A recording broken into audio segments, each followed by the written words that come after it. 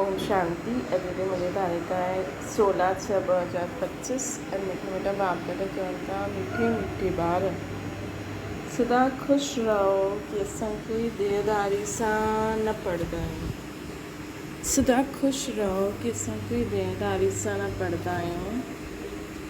असांखे कोई देदारी न पढ़ाईंदो आहे। अशरीरी बाप शरीर में प्रवेश करे ख़ासि असांखे पढ़ाइण ईंदा आहिनि।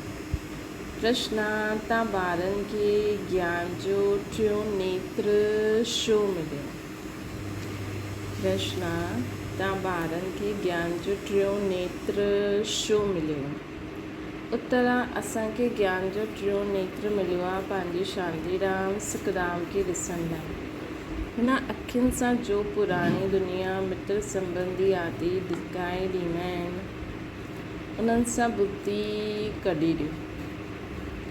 बाबा आहिनि किचिड़े सां कढी फूल ठाहिणु। बाबा आहिनि असांखे किचिड़े खां कढी करे फूल ठाहिणा आहिनि त अहिड़े बाप खे पोइ रिगार्ड बि रखिणो आहे, अहिड़े बाप जो रिगार्ड बि रखिणो आहे। ओम शांति। शिव भॻवान वटि ॿारनि प्रति शिव भॻवान खे सचो बाबा त ज़रूरु चईंदासीं। श्री बाबा रचयिता आहे न। हाणे तव्हां ॿार ई आहियो जेके भॻवानु पढ़ाईंदा आहिनि, भॻवानु भगवती ठाहिण लाइ। इहे त हर हिकु सुठी रीति ॼाणंदा आहिनि। ईअं कोई स्टूडेंट हूंदो न जो पंहिंजे टीचर खे पढ़ाई खे ऐं उनजे रिज़ल्ट खे न ॼाणंदो हुजे। अहिड़ो कोई स्टूडेंट हूंदो न जो पंहिंजी टीचर खे पढ़ाई खे ऐं रिज़ल्ट खे न ॼाणंदो हुजे। जेके भॻवानु पढ़ाईंदा आहिनि उन्हनि खे केॾी ख़ुशी रहणी खपे। इहा ख़ुशी स्थाई छो न रहंदी आहे? तव्हां ॼाणंदा असांखे कोई देहदारी मनुष्य न पढ़ाईंदा आहिनि। अशरीरी बाप शरीर में प्रवेश करे ख़ासि तव्हां ॿारनि खे पढ़ाइण आया आहिनि। इहे कंहिंखे बि मालूम न आहे कि भॻवानु अची करे असांखे पढ़ाईंदा आहिनि। तव्हां ॼाणंदा असां भॻवान जा ॿार आहियूं, उहे असांखे पढ़ाईंदा आहिनि। उहो ई ज्ञान जो सागर आहे। शिव बाबा जे सम्मुख तां वेठा आहियूं। आत्मायूं परमात्मा हाणे ई मिलंदा आहिनि, इहो भूलो न। परंतु माया अहिड़ी आहे जो भुलाए ॾींदी आहे, न त उहो नशो रहणो खपे न। भॻवानु असांखे पढ़ाईंदा आहिनि, उन्हनि खे यादि कंदो रहणो खपे। परंतु हिते त ईअं ई आहिनि जो बिल्कुलु ई भुलिजी वेंदा आहिनि, कुझु बि न ॼाणंदा आहिनि। भॻवानु ख़ुदि चईंदा आहिनि कि ॾाढा ॿार इहा भुलिजी वेंदा आहिनि, न त उहो ख़ुशी रहणी खपे। असां भॻवान जा ॿार आहियूं, उहे असांखे पढ़ाइनि था। माया अहिड़ी प्रबल आहे जो बिल्कुलु ई भुलाए ॾींदी आहे। हिन अखियुनि सां इहे जो पुराणी दुनिया मित्र संबंधी आदि ॾिसंदा आहियो उन्हनि में बुद्धि हली वेंदी आहे। हाणे तव्हां ॿारनि खे बाप टियों नेत्र ॾींदा आहिनि। तव्हां शांतीराम सुखदाम खे यादि करो। इहे दुखदाम आहे न, छी दुनिया आहे। तव्हां ॼाणंदा आहियो भारत स्वर्ग हुयो, हाणे नरक आहे। बाबा अची करे पोइ असांखे फूल ठाहींदा आहिनि। हिते तव्हांखे 21 जन्मनि जे लाइ सुख मिलंदो आहे। इन जे लाइ ई तव्हां पढ़ो था न, 21 जन्मनि जे सुख जे लाइ। वैसे त बाबा चईंदा आहिनि असांखे ॾाढा जन्म सुख हूंदो आहे, परंतु पूरो न पढ़ण जे कारण हिते धन दौलत आदि में बुद्धि लटकी पईंदी आहे। उन्हनि सां बुद्धि निकिरंदी न आहे। बाबा चईंदा आहिनि शांतीराम सुखदाम तरफ़ बुद्धि रखो, परंतु बुद्धि गंदी दुनिया तरफ़ हिकदमि जीअं चटकी पई आहे, निकिरंदी न आहे। भले हिते वेठा आहियो त बि पुराणी दुनिया सां बुद्धि टुटंदी न आहे। हाणे बाबा आया आहिनि असांखे गुल पवित्र ठाहिण आया आहिनि। तव्हां मुख्य पवित्रता जे लाइ ई चईंदा आहियो बाबा असांखे पवित्र ठाहे करे पवित्र दुनिया में वठी हलो। त अहिड़े बाप जो केतिरो रिगार्ड रखिणो खपे। त अहिड़े बाप जो केतिरो रिगार्ड रखिणो खपे जो बाबा असांखे चईंदा आहिनि कि असांखे पवित्र दुनिया में वठी हलो। जो बाबा असांखे पवित्र ठाहे करे पवित्र दुनिया में वठी हलंदा आहिनि त अहिड़े बाबा जो केतिरो न रिगार्ड रखणु खपे। अहिड़े बाबा ते त क़ुर्बान वञणो खपे जो परमधाम खां अची करे असां ॿारनि खे पढ़ाइनि था। ॿारनि खे केतिरी महिनत करणी, ॿारनि ते केतिरी महिनत कंदा आहिनि बाबा। हिकदमि खिचड़े सां कढी हाणे तव्हां फूल ठहो था न, ॼाणंदा आहियो कल्प कल्प असां अहिड़ा फूल ठाहींदा आहियूं। मनुष्य खां देवता कीअं करतन न लागे वार। हाणे असांखे बाबा पढ़ाइनि था। असां हिते मनुष्य खां देवता ठहिणा आया आहियूं। इहा हाणे तव्हांखे मालूम पियो आहे। पहिरियों त पतो न हुयो न कि असां स्वर्गवासी हुयासीं। हाणे बाबा ॿुधायो अथई तव्हां राज्य कंदा हुयो, पोइ रावण राज्य वरितईं असांजो। तव्हां ई ॾाढा सुख ॾिठो, पोइ 84 जनम वठंदे सीढ़ी उतरंदा आया। इहे छी दुनिया आहिनि। केतिरा मनुष्य दुखी आहिनि हिते, केतिरा त बुख ई में ई मरी वेंदा आहिनि। कुझु बि सुख न आहे। भले केतिरो बि धनवान आहे त बि अल्पकाल जो सुख कागृष्ट समान आहे। हिनखे चइबो आहे विषय वैतरणी नदी। स्वर्ग में त असां ॾाढा सुखी हूंदासीं। हाणे त सावरे सां गोरो ठहो था न, हाणे असां सावरे सां गोरो था ठहूं। आत्मा असांजी गोरी ठहे थी। हाणे तव्हां सम्झंदा आहियो असां ई देवता हुयासीं। पोइ पुनर्जन्म वठंदे वठंदे वैशाल्य में अची करे पिया आहियूं।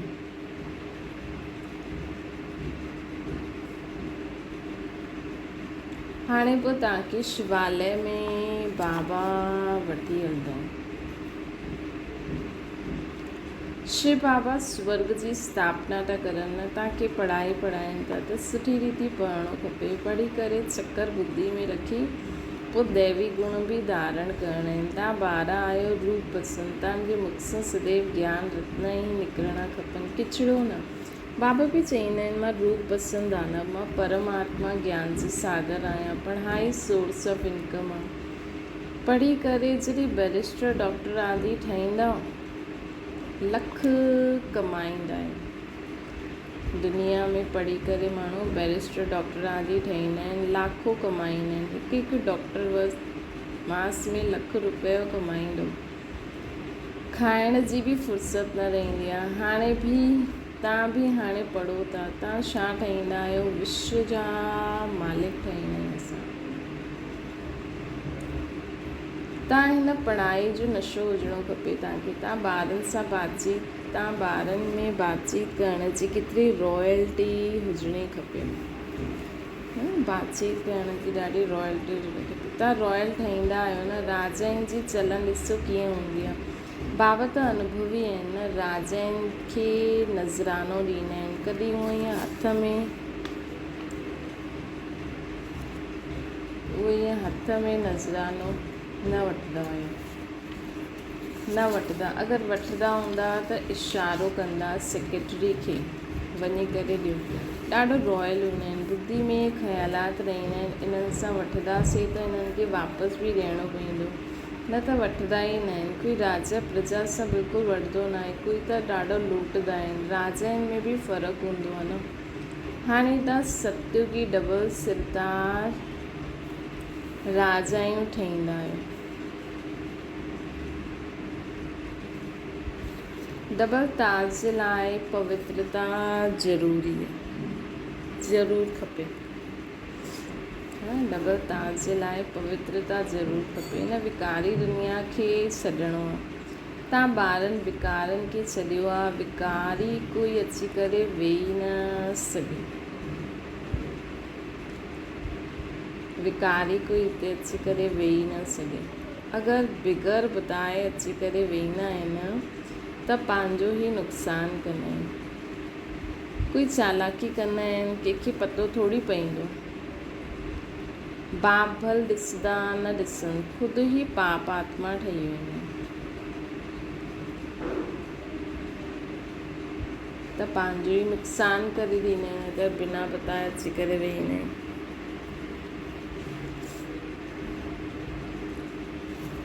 बाबा चईंदा आहिनि अगरि ॿुधाए करे अची करे विहनि त पंहिंजो ई नुक़सानु कंदा आहिनि, कोई चालाकी कंदा आहिनि की पतो थोड़ी पवंदो आहे। बाबा वल ॾिसनि न ॾिसनि लेकिन ख़ुदि ई पाप आत्मा ठही वेंदी।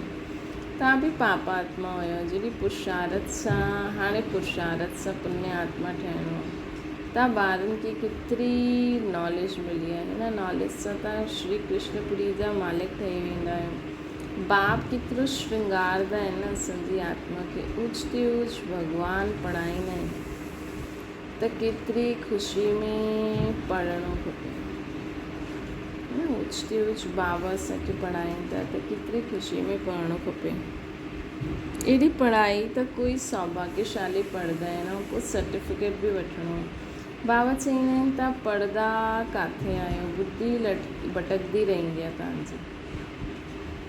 बाबा ॿारनि खे चईंदा आहिनि की तव्हां पढ़ंदा किथे आहे, तव्हांजी बुद्धि त हेॾे होॾे भटकदी रहंदी आहे त छा ठहींदव।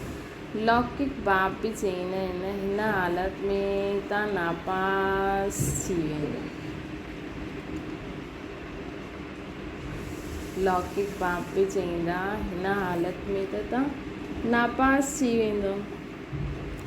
कोई त पढ़ी करे लख कमाईंदा आहिनि, कोई ॾिसो त धक्का खाईंदा रहंदा आहिनि। तव्हांखे फॉलो करिणो आहे मदर फादर, ब्रह्मा बाबा ऐं मम्मा बाबा खे। जो ॿियो ब्रदर सुठी रीति पढ़ंदा पढ़ाईंदा आहिनि उहो ई धंधो कंदा आहिनि।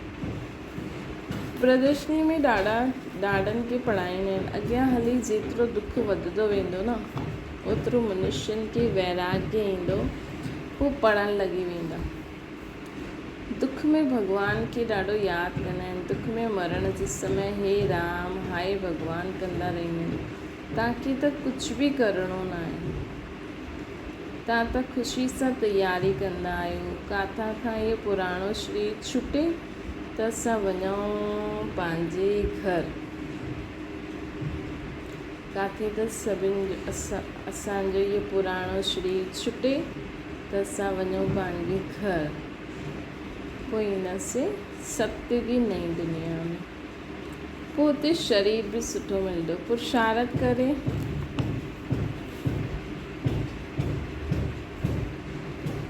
पुरुषार्थ करे पढ़ाइण वारे खां बि ऊच वञिणो खपे। ईअं बि आहिनि जो पढ़ाइण वारे सां पढ़ण वारनि जी अवस्था ॾाढी सुठी रहंदी आहे।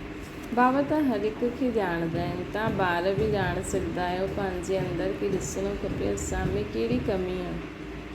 माया जे विघ्ननि सां पार वञिणो आहे, हुन में फसिणो न आहे।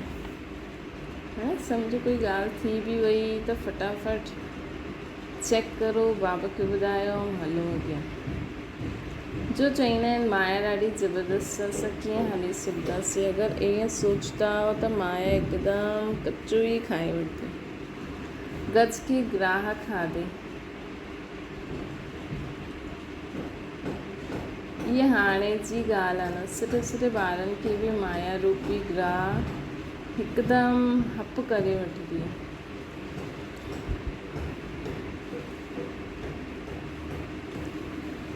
सुठे ॿारनि खे माया रूपी ग्राह हिकदमि हप करे वठंदी आहे, पंहिंजे खे छुड़ाए न सघंदा आहिनि।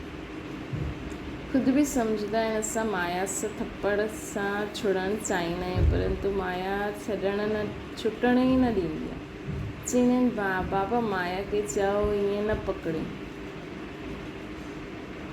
अरे इहो त युद्ध जो मैदान आहे न, मैदान में ईअं थोरी चईंदा हिननि खे चओ असांखे अंगुली न लॻाए। मैच में चईंदा छा असांखे बॉल न ॾियणी आहे, झटि चई ॾींदा युद्ध जे मैदान में आया आहियो त लड़ो, त माया खूब पछाड़ंदी। तव्हां ॿार ऊच पद पाए सघंदा आहियो। भॻवानु पढ़ाईंदा आहिनि, घटि ॻाल्हि थोरी आहे। हाणे तव्हांजी चढ़ती कला आहे नंबरवार पुरुषार्थ अनुसार। हर हिकु ॿार खे शौक़ु रखिणो आहे की असां भविष्य जीवन असांजो हीरे जहिड़ो ठहे। विघ्ननि खे मिटाईंदा वञो। कीअं बि करे बाप सां वरसो ज़रूरु वठिणो आहे, न त असां कल्पांतर फेल थी वेंदासीं। सम्झो कोई साहूकार जो ॿारु आहे, बाप हुनखे पढ़ाई में अटक विझंदा आहिनि, त चईंदा असां इहे लख बि छा कंदा, असांखे त ॿिए जे बाप सां विश्व जी बादशाही वठणी आहे। इहे लख करोड़ो त सभु भस्मीभूत थी वञणा आहिनि, कंहिंजी दॿी रही धूल में, कंहिंजी जलाए आग। सॼी सृष्टि रूपी बंबोर खे आग लॻणी, सॼी सृष्टि रूपी बंबोर खे आग लॻणी आहे। ये सॼी रावण जी लंका आहे न, तव्हां सभु सीतायूं आहियो, राम आयो आहे। सॼी धरती हिकु टापू आहे। हिन समय आई रावण राज्य, बाबा अची करे रावण राज्य खे खलास कराए तव्हांखे राम राज्य जो मालिक ठाहींदो।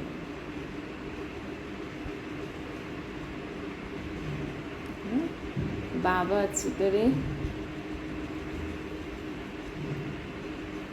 असांखे रावण राज्य सां छुड़ाए राम राज्य में वठी वेंदा आहिनि,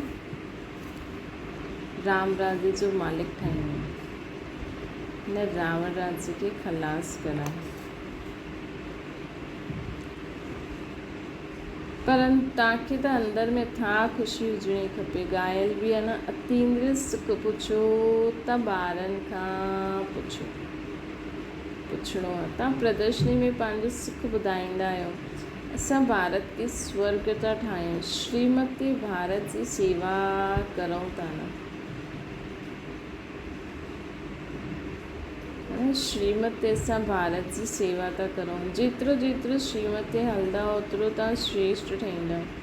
तव्हांखे मत ॾियण वारा ढेर निकिरंदा, इन करे उहो बि परखिणो आहे, संभालणो आहे। किथे किथे माया बि गुप्त प्रवेश थी वेंदी आहे।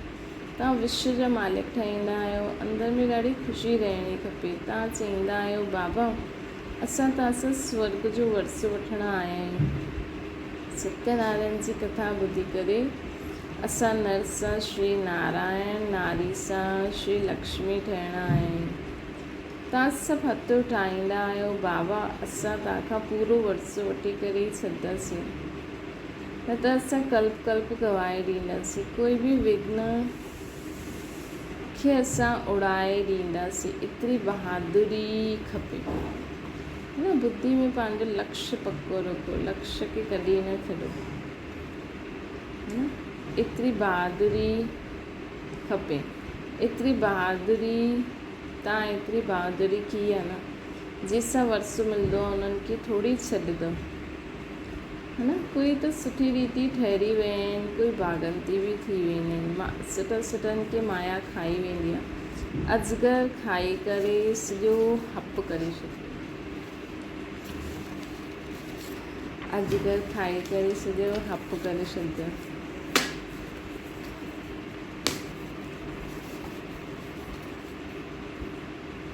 हाणे बाबा चईंदा आहिनि हे आत्माऊं, ॾाढो प्यार सां सम्झाईंदा आहिनि, मां पतित दुनिया में अची करे पावन ठाहींदो आहे। हाणे पतित दुनिया जो मौत साम्हूं बीठो आहे न, हाणे मां तव्हांखे राजाउनि जो राजा ठाहींदो आहे। पतित राजाउनि जो बि राजा, द्वापर कलयुग में जो पतित राजा हूंदा उन्हनि जो बि राजा। सिंगल ताज वारा राजा डबल ताज वारे राजाउनि खे मथे जे अॻियां मथो झुकाईंदा आहिनि। अधु कलाक पोइ जॾहिं हिननि जी उहा पवित्रता उड़ी वेंदी आहे त रावण राज्य में सभु विकारी पुजारी थी वेंदा आहिनि।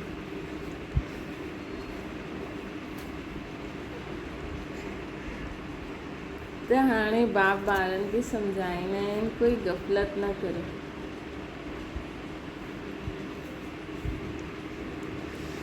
सुठी रीति पढ़ो, रोज़ क्लास अटेंड करे सघंदा आहियो त जो बि बाबा सब प्रबंध करे ॾींदा। 7 रोज़ जो कोर्स वठो जो मुरली की सहज सम्झी सघो। किथे बि वञो सिर्फ़ु 2 अक्षर यादि करो।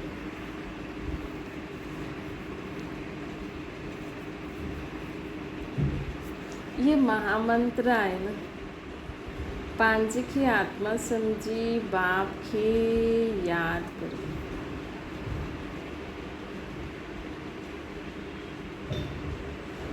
कोई भी विक्रम व पाप कर्म देह अभिमानी अचण सां न करो। विक्रमनि सां बचण लाइ बुद्धि जी प्रीत हिकु बाप सां लॻाइणी आहे। कोई देहधारी सां न, हिक सां बुद्धि जो योग लॻाइणो आहे। अंत ताईं यादि करिणो आहे, त पोइ कोई विक्रम न थींदो।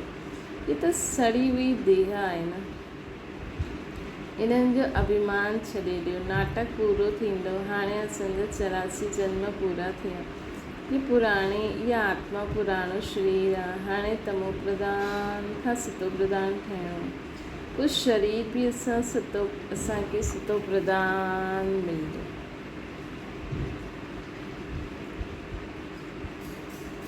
आत्मा खे सतो प्रधान ठहिणो आहे। पोइ इहे ई तात लॻी रहे। बाबा सिर्फ़ु चवंदा आहिनि मामेकम यादि कयो। बसि इहे ई ओनो हुजिणो खपे। तव्हां ही बि सम्झाईंदा आहियो बाबा असां वटि थी करे, बाबा असां पास थी करे ॾेखारींदासीं। क्लास में वेंदा आहियूं, सभिनि खे स्कॉलरशिप त न मिलंदी न। क्लास में ॼाणंदा आहिनि कि सभिनि खे स्कॉलरशिप त न मिलंदी। पोइ बि पुरुषार्थ ॾाढा कंदा रहंदा आहिनि न।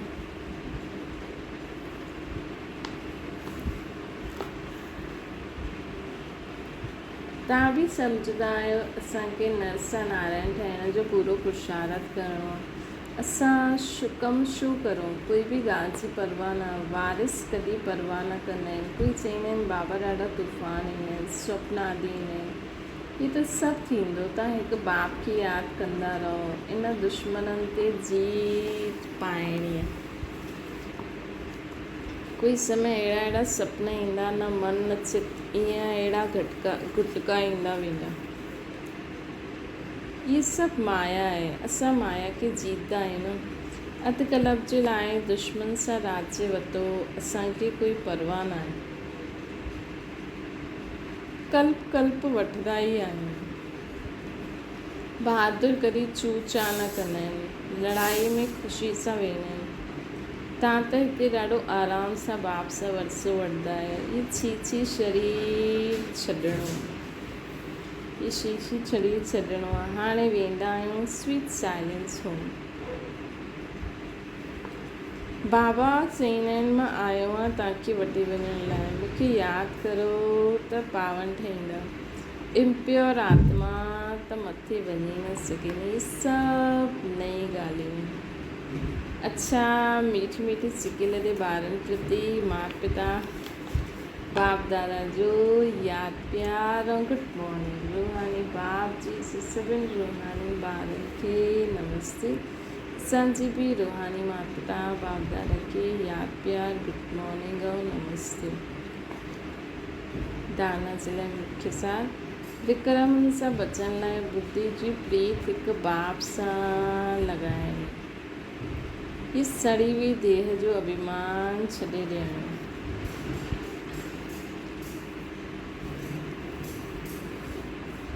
विक्रमनि सां बचण लाइ बुद्धि जी प्रीत हिकु बाप सां लॻाइणी आहे।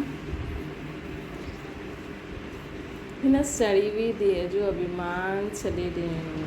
ॿियो आहे असां वॉरियर्स आहियूं। हिन स्मृति सां माया दुश्मन ते विजय प्राप्त करणी आहे। हुननि जी परवाह न करणी आहे। माया गुप्त रूप में ॾाढो प्रवेश कंदी आहे। हिन करे हुनखे परखणो, संभालणो आहे। वरदाना मनसा वाचा कर्मणा जी पवित्रता में संपूर्ण मार्क्स वठण वारा नंबर 1 आज्ञाकारी ठहो। मन सां पवित्रता अर्थात संकल्प में भी अपवित्रता जा संस्कार मौज न थियनि। सदा आत्मिक स्वरूप अर्थात भाई भाई जी श्रेष्ठ स्मृति रहे। सब आत्माएं भाई भाई हैं। श्रेष्ठ स्मृति रहे। वाचा में सदा सत्यता मधुरता हुजे। वाचा में सदा सत्यता और मधुरता हुजे। कर्मणा में सदा निर्माणता, संतुष्टता और हर्षितता। वाचा में सत्यता और मधुरता, कर्मणा में नम्रता, संतुष्टता ऐं हर्षित मुक्त। कर्म कंदे वे नम्रता जो गुण, संतुष्ट ऐं हर्षित मुक्त। हिन आधार ते नंबर मिलंदा आहिनि ऐं अहिड़े संपूर्ण पवित्र आज्ञाकारी ॿारनि खे ॿारनि जा बाबा बि गुणगान ॻाइनि। संपूर्ण पवित्र आज्ञाकारी ॿारनि जो बाप बि गुणगान ॻाईंदा आहिनि। अहिड़ा जेका संपूर्ण पवित्र आज्ञाकारी ॿार हूंदा आहिनि न, जंहिंजे मनसा में बाबा जी स्मृति रहंदी, सभु आत्मायूं बाबा आहिनि। वाचा में सत्यता ऐं मधुरता, कर्मणा में संतुष्टता, नम्रता, हर्षित मुक्ता। त अहिड़े ॿारनि जा बाबा बि गुणगान ॻाईंदा आहिनि। उहे पंहिंजे हर कर्म में बाप जे कर्तव्य खे सिद्ध करण वारा समीप रतन। उहे पंहिंजे हर कर्म में बाबा जे कर्तव्य खे सिद्ध करण वारा समीप आत्मायूं।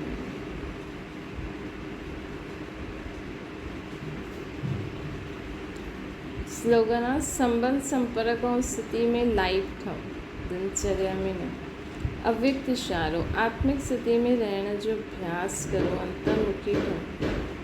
अंतर्मुखी आत्मायूं कहिड़ी बि परिस्थिति हुजे, चाहे सुठी या हिलाइण वारी, लेकिन हर समय हर सर्कमस्टेंसिस जे अंदरि पंहिंजे खे एडजस्ट करे वठंदियूं।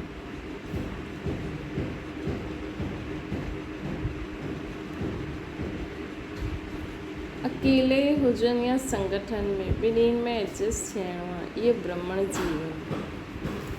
त अंतर्मुखी आत्मायूं कहिड़ी बि स्थिति हुजे, चाहे अशुद्ध हुजे, शुद्ध हुजे, अशांत हुजे, शांत हुजे, कहिड़ी बि, चाहे वो अकेला हुजनि, संगठन में हुजनि, लेकिन हर सिचुएशन में पंहिंजे खे एडजस्ट करण वारी ये ब्रह्मण जीवन वारी आत्माएं हैं। अच्छा, ओम शांति। बाबा की याद करो।